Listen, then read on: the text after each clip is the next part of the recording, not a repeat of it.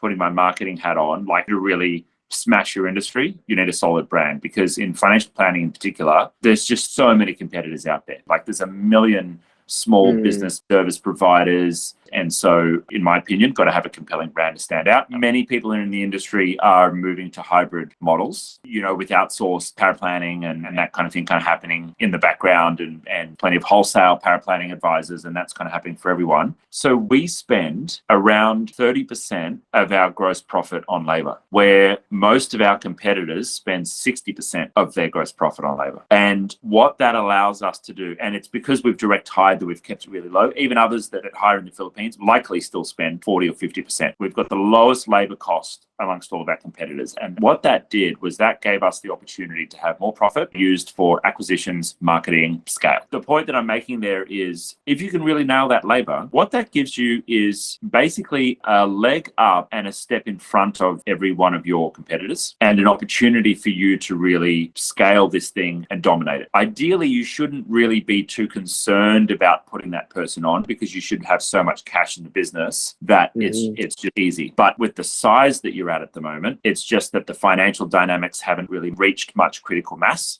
for that to then work. Once you get to 8, 9, 10, 11 people in the business, you'll start to have basically a bit more income that the business owner can take out, so you can spend more time on manager and entrepreneur hat. That will start to even out a bit. Then you'll enter the desert, and then you've got to start to build in culture, and you make sure your systems are working and everything else. And then you've got to start building marketing systems where all your problems would be solved if you had a flood of customers coming in. What I'm thinking about there is, like, sales is oxygen, right? Or new customers are oxygen for any business. So if there is an opportunity for you to potentially differentiate really strongly with brand, or differentiate really strongly with how you acquire customers somehow, using the financial advantage that you already inherently have with low cost of labor that is there, that's how I would look to approach this and scale it. And what that actually looks like on a tactical and a practical level, we can work that out and we can get there. That's kind of where mine gets to, is like, okay, how do we 10x the business? Well, if we poured a bunch of customers in the front end, you've already got the model there. It's just a matter of getting the people and plugging them into the model as it grows and it scales.